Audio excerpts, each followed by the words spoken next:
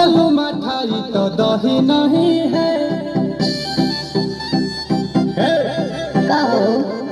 लागे मिजाज आज सही नहीं है। महलू मठाई तो दही नहीं है।